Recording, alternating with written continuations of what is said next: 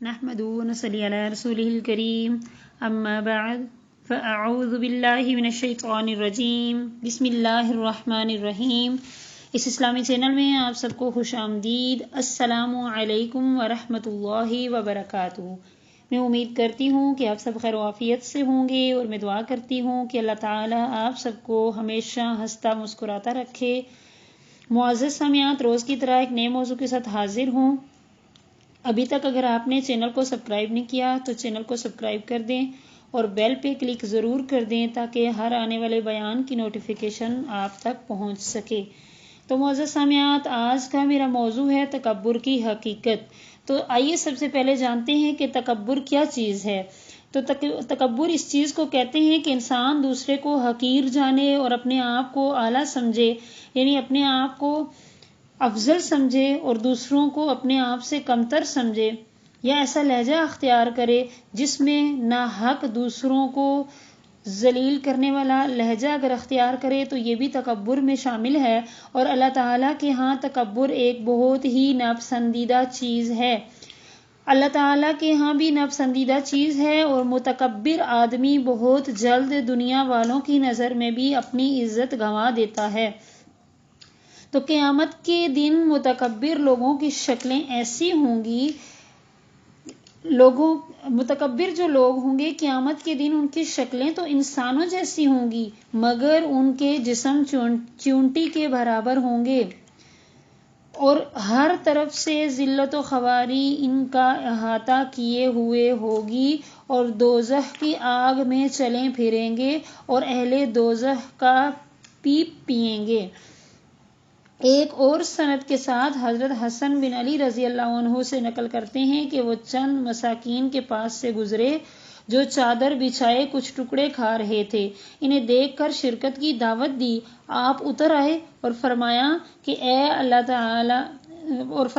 اللہ تعالیٰ تکبر کرنے والوں کو پسند نہیں کرتا، اور کھانے میں شریک ہو گئے، اور پھر فرمانے لگے کہ میں نے تمہاری دعوت قبول کی ہے، تم بھی میری دعوت قبول کرو۔ چنانچہ انہیں گھر لے آئے اور باندی سے فرمایا کہ جو کچھ بھی گھر میں موجود ہے کھانے کے لیے ان کے لیے لے آؤ اور ان کو پیش کرو۔ تو یہاں سے پتہ چلا، معلوم ہوا کہ دوسروں کو اپنے آپ سے کمتر نہیں سمجھنا چاہیے، جیسے آج کل لوگ اپنی برابری کے لوگوں میں بیٹھنا پسند کرتے ہیں، اور جو اپنے سے کمتر ہو ان کے ساتھ بیٹھنا یا چلنا ایک عیب سمجھتے ہیں، جو کہ ایک بہت ہی بری چیز ہے۔ آج کل بڑی آسانی سے دیکھا گیا ہے کہ جن کے پاس ذرا سا کوئی زیادہ اللہ نے ان کو مال و دولت دے دیا ہو تو وہ غریب لوگوں کے لیے اکثر بڑی آسانی سے یہ الفاظ استعمال کر دیتے ہیں کہ یہ چھوٹے لوگ ہیں۔ تو یاد رکھیے کہ یہ ایسا جملہ ہے جو اللہ کا غضب اور اللہ کی ناراضگی کما لانے والا ہے۔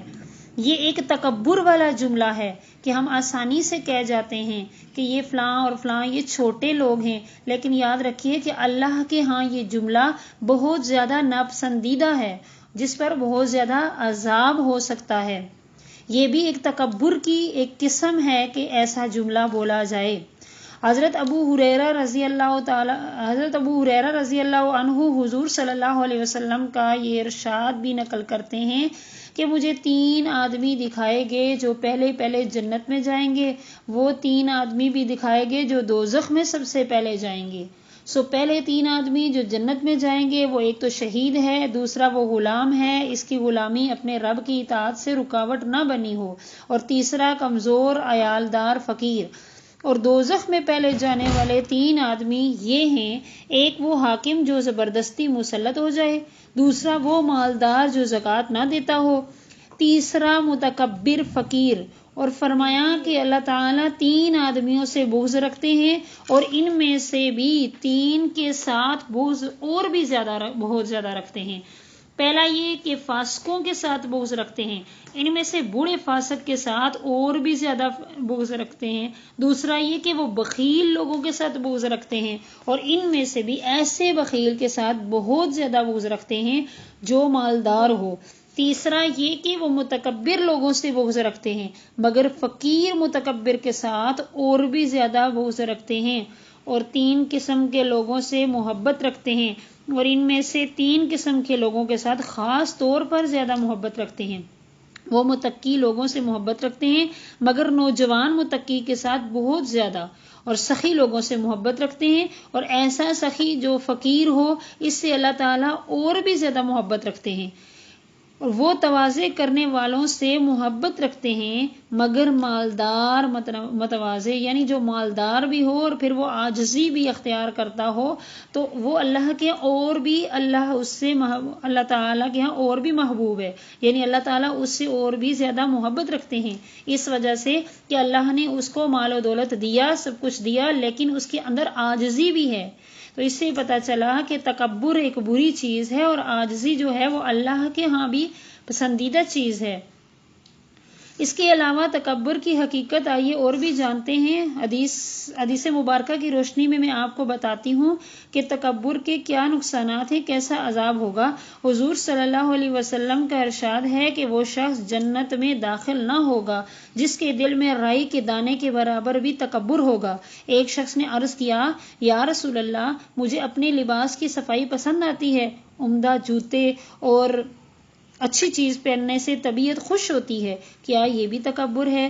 آپ صلی اللہ علیہ وسلم نے فرمایا کہ اللہ تعالیٰ خود جمیل ہیں اور جمال کو پسند فرماتے ہیں، اور جب کسی بندے پر انعام فرماتے ہیں تو اس پر اپنے انعام کے آثار کو دیکھنا پسند فرماتے ہیں، یعنی اچھا کپڑا پہن لینا، اچھا جوتا پہن لینا یا اچھی چیزیں پہن لینا یہ تکبر میں شامل نہیں ہے، یہ تو جمال ہے جو اللہ تعالیٰ خود بھی جمیل ہیں اور اللہ تعالیٰ جمال کو پسند فرماتے ہیں، اور اللہ تعالیٰ سب کچھ ہونے کے باوجود تنگحالی کو ناپسند فرماتے ہیں۔ البتہ تکبر یہ ہے کہ حق کا انکار کرے اور مخلوق کو حقیر جانے، یعنی مخلوق کو حقیر جاننا جو ہے یہ ہے تکبر، جو کہ ناپسندیدہ ہے۔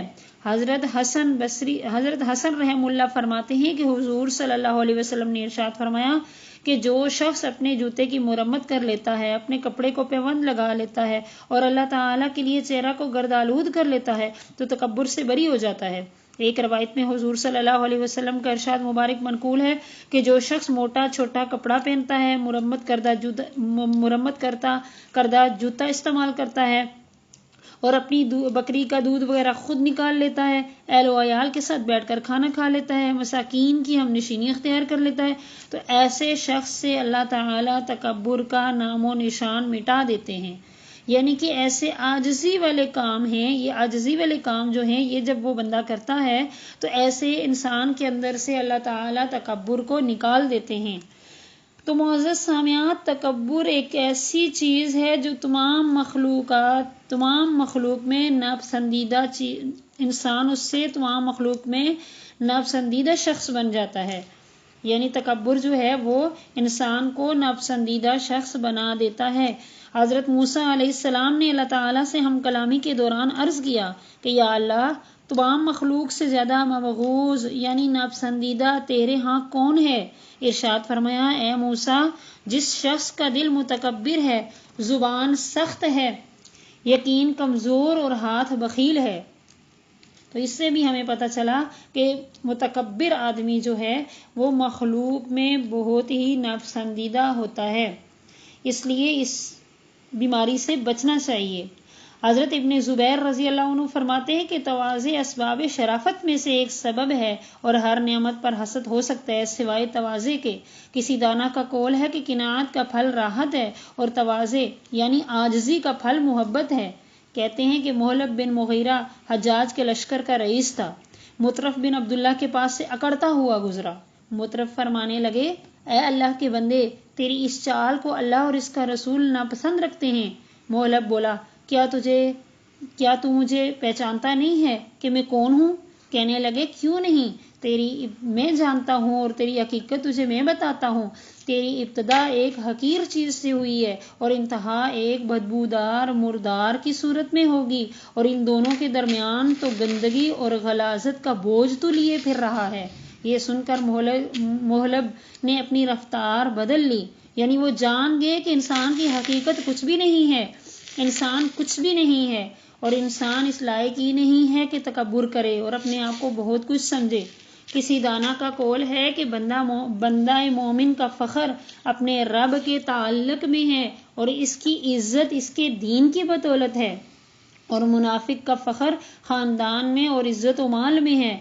حضرت عبداللہ بن عمر رضی اللہ عنہ حضور صلی اللہ علیہ وسلم سے نقل کرتے ہیں کہ جب تم تواضع والوں کو دیکھو تو ان کے ساتھ تواضع اختیار کرو، اور جب متکبروں کو دیکھو تو انہیں تکبر دکھاؤ کہ اس میں ان کی حوصلہ شکنی اور توہین ہوگی اور تمہیں صدقہ کا اجر ملے گا۔ حضرت ابو ہریرہ رضی اللہ عنہ حضور صلی اللہ علیہ وسلم کا ارشاد مبارک نقل کرتے ہیں کہ جو شخص بھی اللہ تعالیٰ کی رضا کے لیے تواضع اختیار کرتا ہے اللہ تعالیٰ اسے سربلند کرتے ہیں۔ حدیث مبارکہ ہے کہ من تواضع للہ رفعہ اللہ، کہ جو اللہ تعالیٰ کے لیے عاجزی اختیار کرتا ہے اللہ تعالیٰ اسے بلند کرتے ہیں، اور اس کے برعکس جو انسان تکبر سے اور بڑھائی سے اور اپنے آپ کو اعلیٰ و افضل سمجھتے ہوئے دوسروں کو حقارت کی نظر سے دیکھتا ہے تو گویا کہ وہ پست سے پست تر ہوتا چلا جاتا ہے۔ تو آخر میں میری یہی دعا ہے کہ اللہ تعالی ہمیں بھی عاجزی اختیار کرنے اور تکبر سے بچنے کی توفیق عطا فرمائے۔